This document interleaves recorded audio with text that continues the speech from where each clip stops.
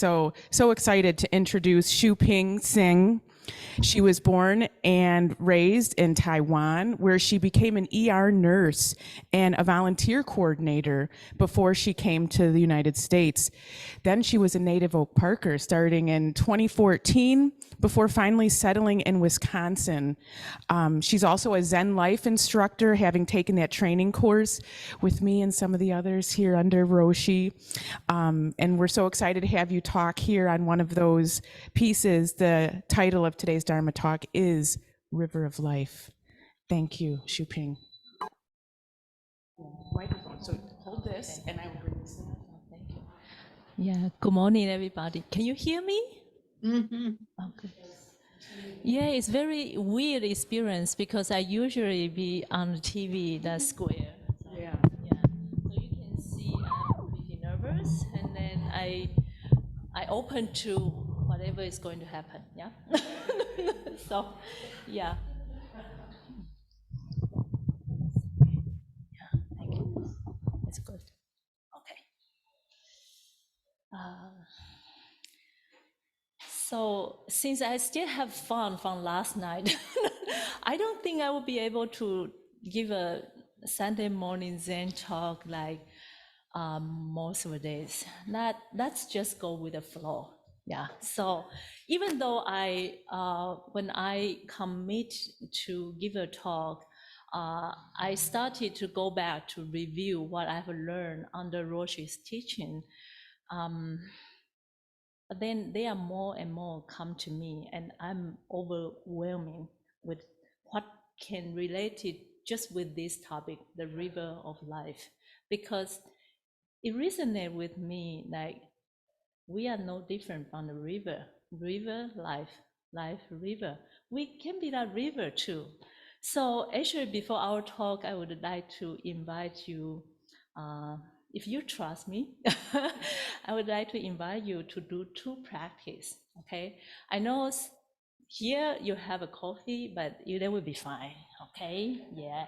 So I will invite you to sit comfortably, finding your position, maybe just like what you just did this morning, commit the sitting meditation we just had before the talk. Take a few deep breaths.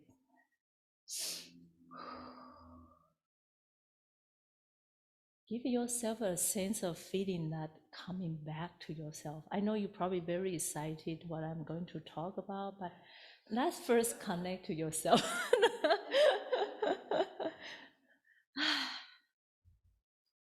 You can let go, it's okay. If anything bothers you, take for a few more deep breaths in, back. Yeah. And now I would like to invite you, just gently close your eyes. I'm going to do a very short guided meditation. You can, this meditation, guided meditation is trying to connect with your inner child, okay? And so, you know, when we were young, we're very excited about things going on. So if that happened to you during this guided meditation, that's fine, totally fine. But remember, you have a sound, my sound, to grab your attention a little bit so you will be able to come back here, okay? Wherever you are, maybe in your room or maybe in the center. Okay, so take a few more deep breaths. This inner trial is full of imagination. And today we are going to take an adventure. Imagine there's a river in front of you. Your river may not be same as my river, but that's okay. Whatever river came to you, just feel it. How does it look like? The water is very rush, or it's very smoothly, or the amount of water is a little bit, you feel like a little bit dry, or you just like floody. How does it look like? How does it feel like? If this water is at the upstream, middle stream, or is downstream, like close to the ocean, where it is, which part of the river. Now if you can look surrounded, the surrounding environment, what's around this river? You see the mountain, you see the trees, or you see the rocks, the big rocks or smooth round rocks come to you. Any rush there, any disturbance there.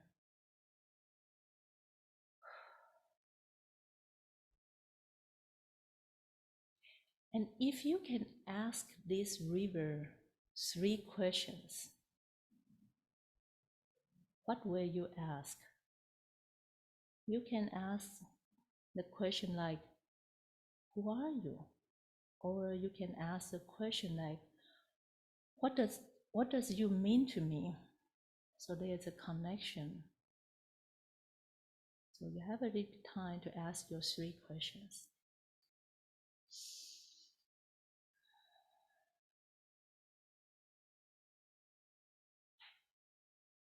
And after you ask questions, listen to it. Listen if any answers or any messages for you.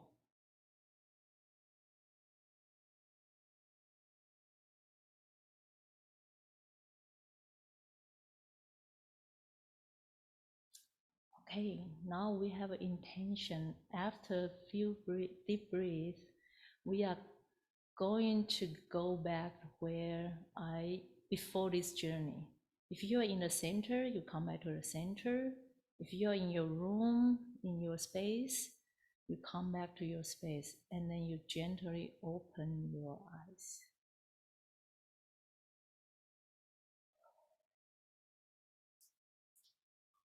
Maybe a few more deep breaths, and then to feel it, what can come up to you. A little bit louder? Yeah, sure. Okay. Yeah.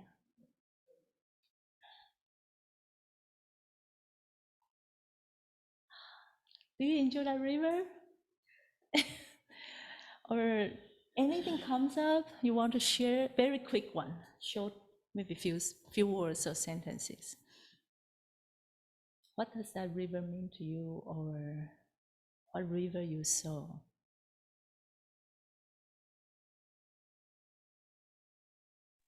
Anybody online? I saw a river that Shelley taught us about nature. I saw a river in Japan that I went to when I was a little girl. And when you asked to ask it questions, what came to me is that the river asked me, what am I so afraid of? Thank you for sharing. Sure. Yes. Okay. Patty. Yes. When I saw the river, it was near where I grew up, and it asked me why water has been so important to live near water. Thank you. Anyone else? Okay. So interestingly, this topic came to me. I was talking to June. When I said, "Oh, Sensei June, I have a talk coming up," she asked me, "What's the topic?" I was I don't know. I just I went back to look at all the materials, and then it seems like the river of life just came to me, and so I spoke to her, and we just decided, yeah, this is a topic. The reason I started the talk this way is like I mentioned at the beginning, when I commit to give a talk, then of course we started to do our research and to go back to see the materials, the books, the talks, the videos that I have. And then, of course, I was overwhelming. It's just so much. I don't know how can I narrow it down. And then I start to scare myself. I said, I don't think I'm going to be able to give a talk and be focused. But then a part of a training that pop up is that, can I trust myself? So like, excuse your name, Maury. Like Maury just mentioned, that fear came to her, right? I do, even for sitting here now, I still have that fear. But I want to give it a try. Am I will be okay to talk with my fear? And so before I go into the topic, I want to say thank you for giving me this opportunity. And if the way of talking, this talk doesn't match your expectation, please, I'm sorry, please forgive me. Yeah, but I truly talk from my heart, okay? So that's why this inner trial is so important in this talk. So be playful, okay? So everything is possible. And I really don't know what is going to unfold. And I hope it's focused on the topic. So yeah, last night Roshi was asking me, Shu-Ping, are you reviewing your talk? I said, yes, I have a notes. But somehow, I think it was my anxiety or nervous. I really couldn't come back, just look at my notes. Even now, I have my notes in front of me, but to be honest, I don't know where they are. so in between, I may give myself a little bit pause to look for it. Okay, so please allow me to do that. Yeah. Okay, so Katie, if you can pull out that two metaphor, I don't know which one, the wheel of the wheel of awareness. Yeah.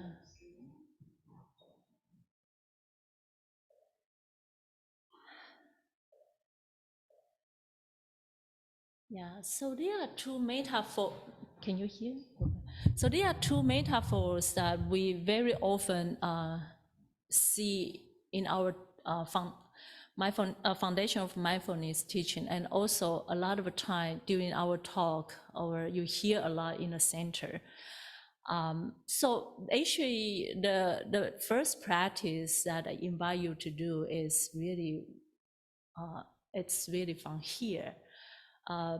Will we be able to find our hub, right? A small circle, to find it and to be there, even outside worlds, especially these times. I know we just had an election. A lot of people in that realms, right? Will we be able to come back to ourselves in this busy world, that distracted us and bothers us, that we feel unsafe or any uncomfortable feeling come up, and or just overwhelming? We will be able to find a hub. Maybe just with a few deep breaths, right? Did you feel that? Yeah, do you feel like, yes, I'm safe in the center, I'm safe in my home. I can just be myself. And I think that is so important before we get into the river of life. It's okay. Yeah, thank you. So the wheel of awareness talk about how we cultivate and be able to stay stillness or coming back to ourselves. But we also know the practice, the Zen practice, is not just to be yourself, it's also open to our life. Just like the second practice we did is a river.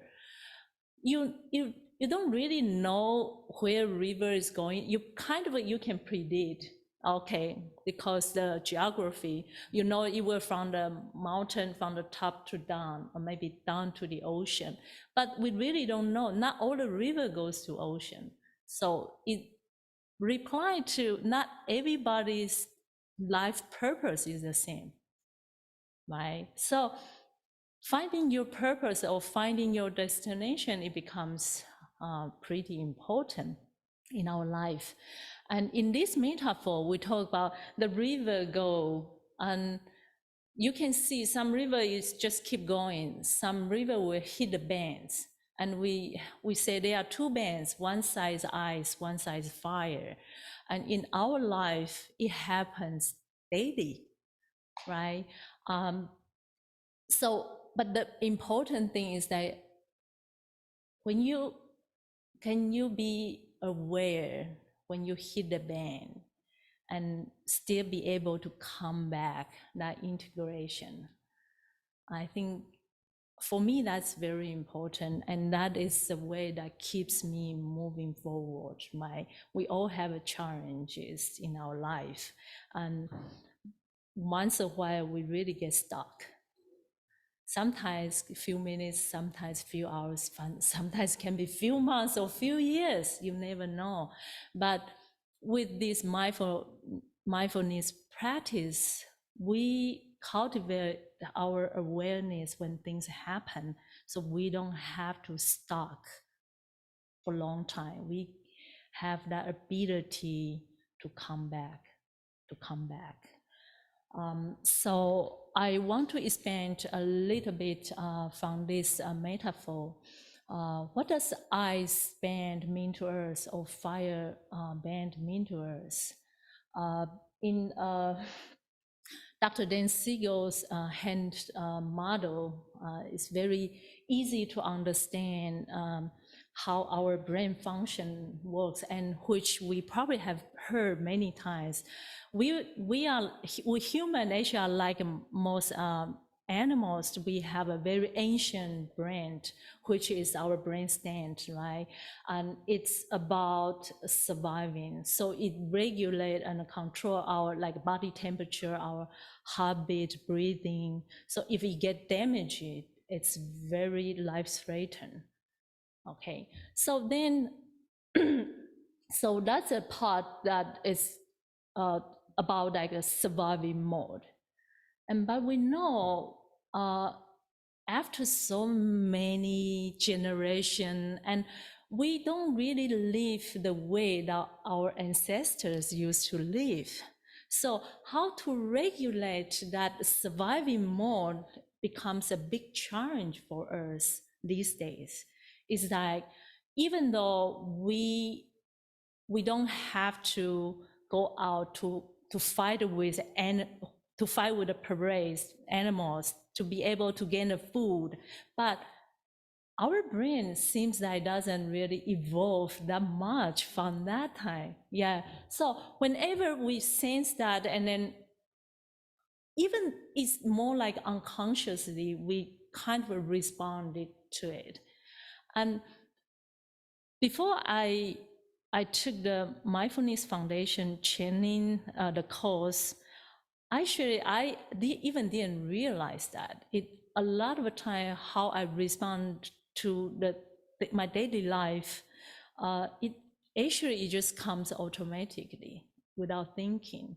But with this mindfulness training, it helps me to recognize it, like, oh, I'm in my surviving mode. So I would start to analyze, am I safe? Should I run, hide myself, or should I fight? So there's a flee and fight response there.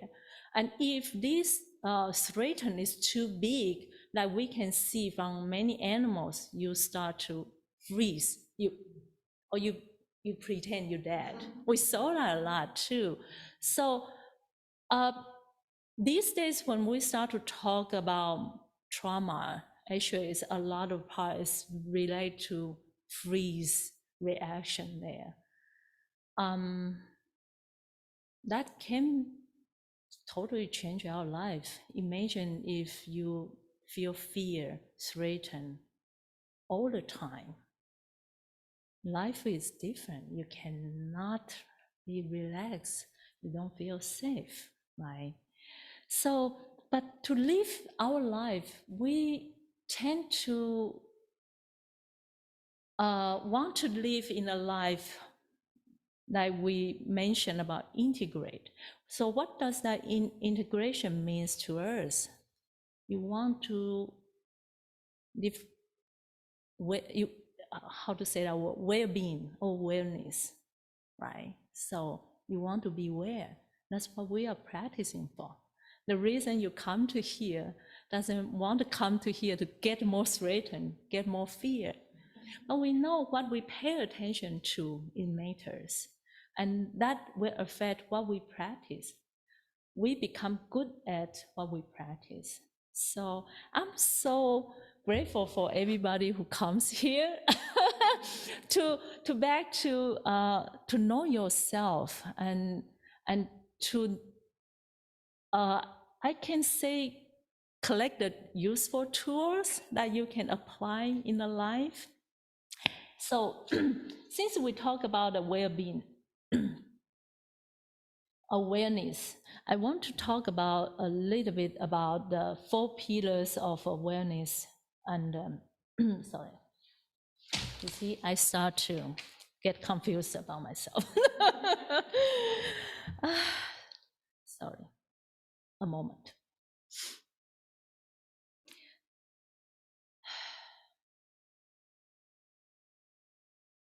So the important is awareness for us. And how we can look at about awareness, we can use a 4-fold model to look at it.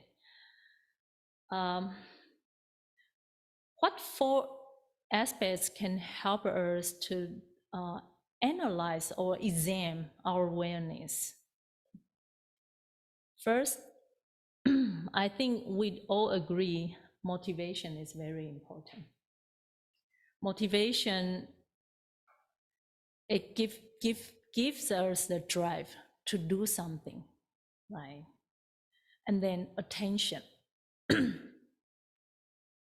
But attention will give you focus, what I'm going to do next, right? And the insight, not just doing, to be able to reflect is very important too. And the 4th aspect is connection. Yeah, connection.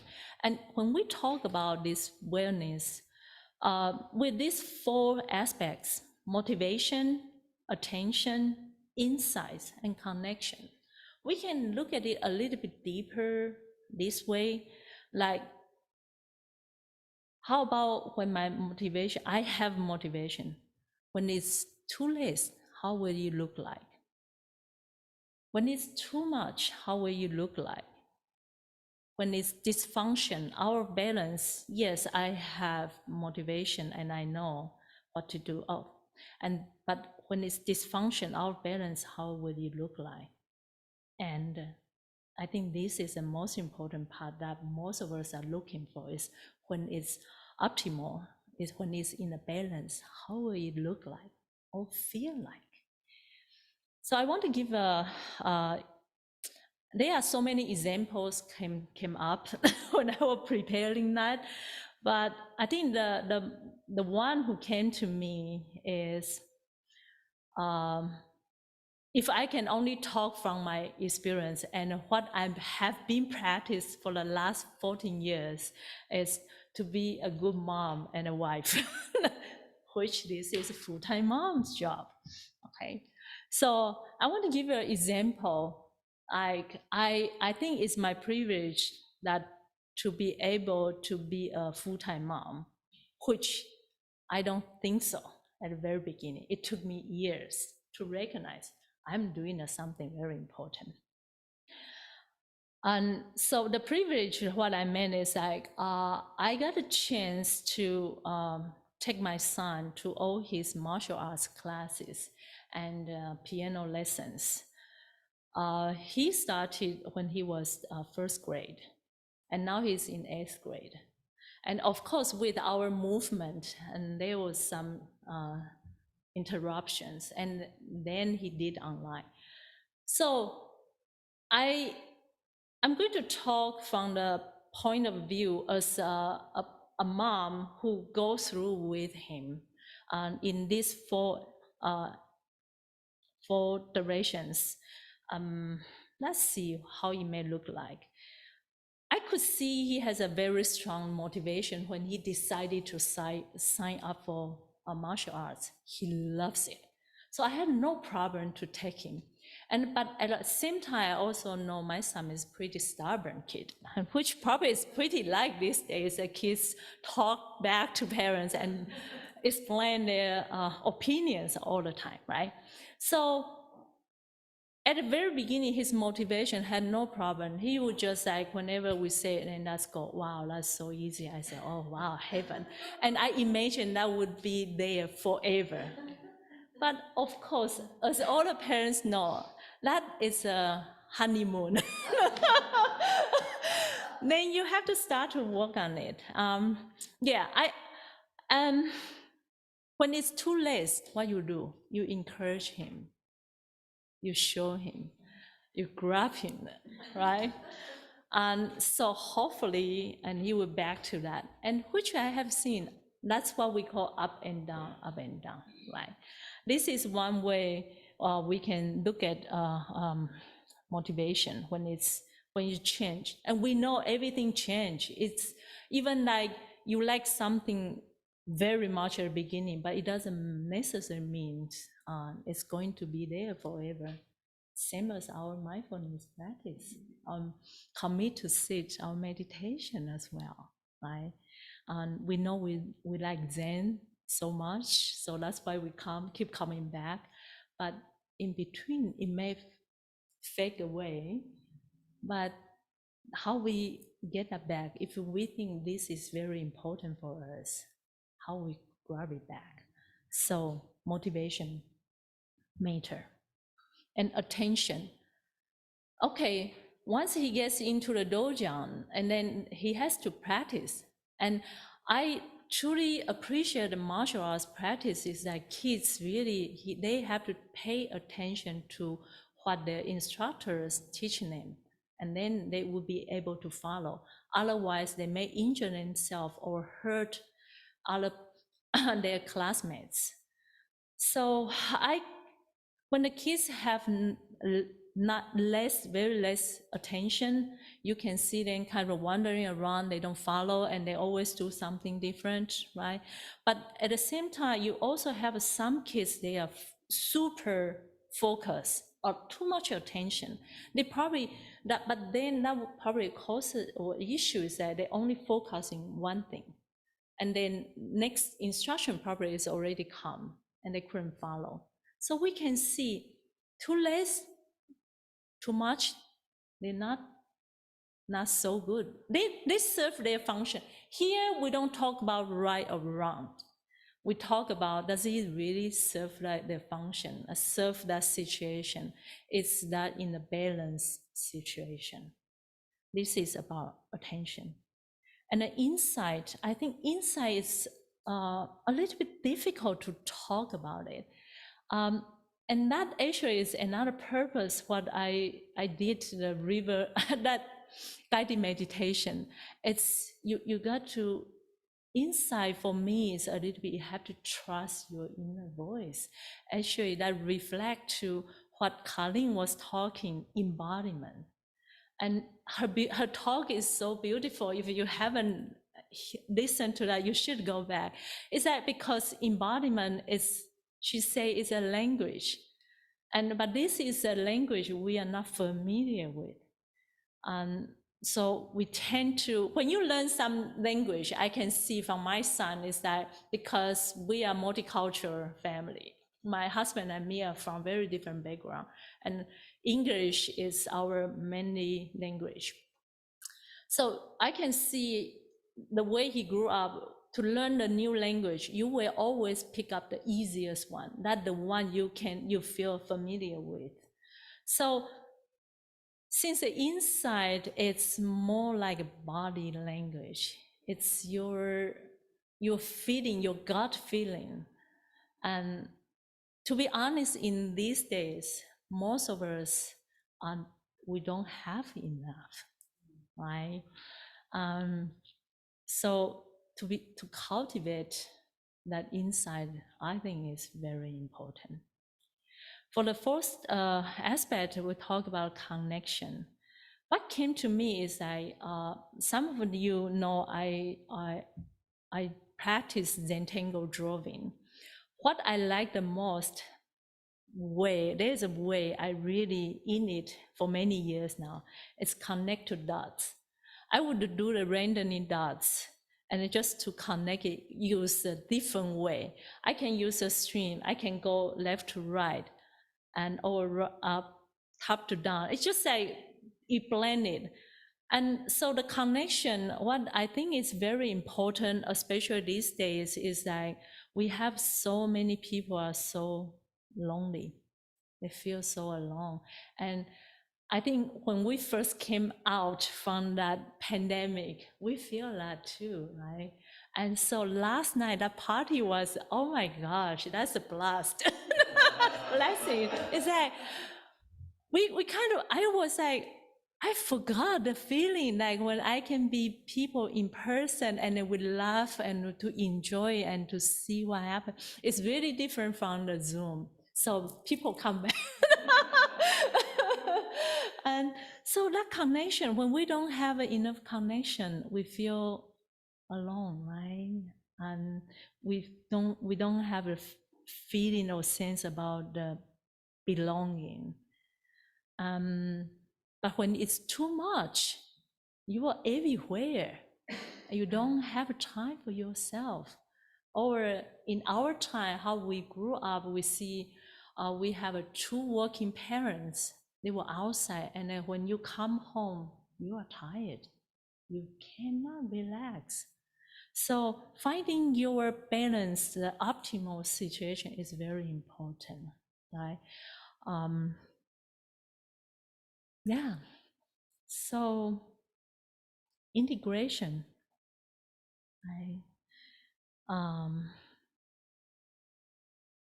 And now I want to back to that river came to you, right? So that river, like I say, river is like life, and you or me, we were not different from that river.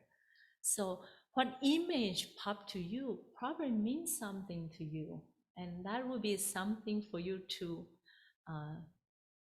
go back to touch, to cultivate your insight, to trust your body, what a story is hidden there, way for you to reveal and help you to move on the life, probably in the maybe more like the way to serve your purpose for this life. So that's my talk today. Thank you. Thank you, Shu-Ping. Thank you. Do we have any, let's see if I can get the gallery view maybe. Let's see if we have any comments or questions online or in person here.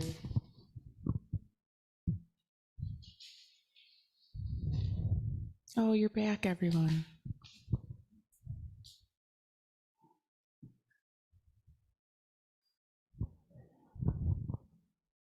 That was lovely, Shu-Ping. Thank you so much. I really, you teach also just by who you are, because you have so much heart and kindness in you. So you're already teaching, and I love how you were using the 4 pillars of wellness, and using the examples with your son doing martial arts. That was really, I really hope he funny. listened to this talk. Then he will say, Mom, you didn't get a permission. It was lovely, Shu-Ping. Thank you. Thank you.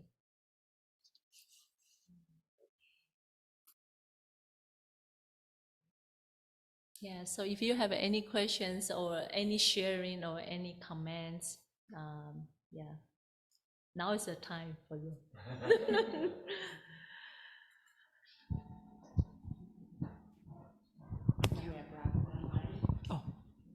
Thank you, Shu-Ping. That was beautiful. I really appreciated your encouragement to find the balance that, you know, in the 4 pillars of wellness, that it can be too much, too little, in everything. There's sort of that, you know, 0 to 60. And I appreciated your encouragement that it's really about finding the balance for each one of us, so that it works optimally. So thank you. Yeah, that took me a lot of time to ponder as well. Yeah, it's especially the inside one. I think inside, this English word actually doesn't make sense to me. I have to go back to check the Chinese meaning, and from there I will be able to dive in. And I thought that was actually, when I was young, or in our culture, we did cultivate that, but nobody really talked about it. So I think these days people start to talk about gut feelings, and your body actually tells you more than your brain. It's like we are so in here. So I think this part is a big thing for these days. Yeah. Robin, did you have a comment?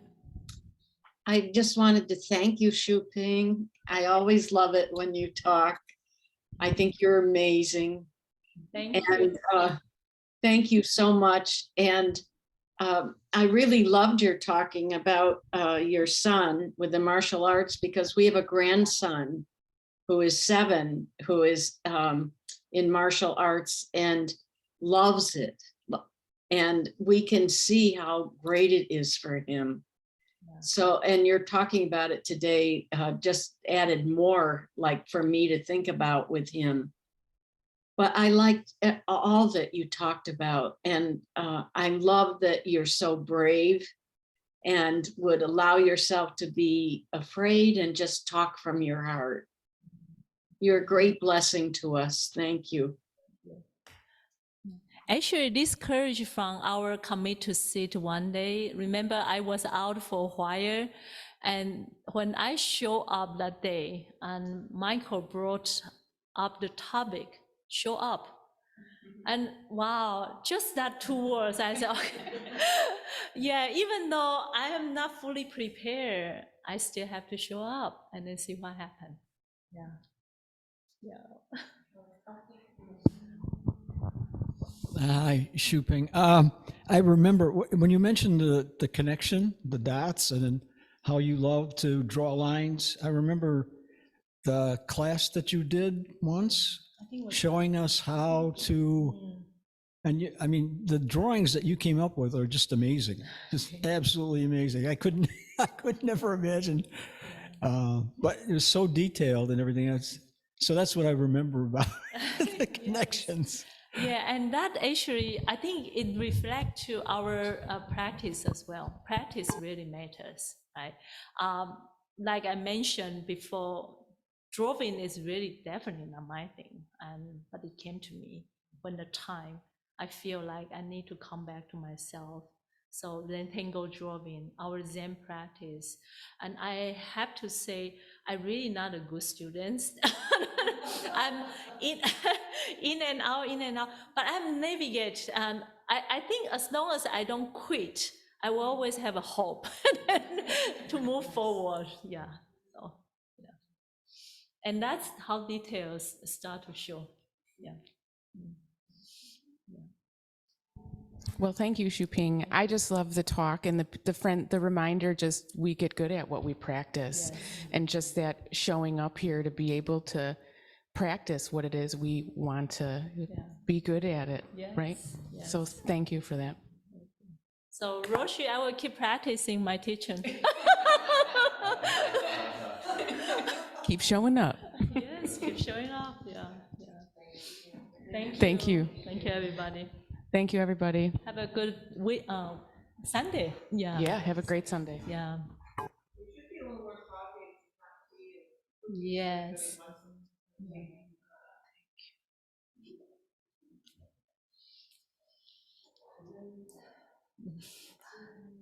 Yeah, I know.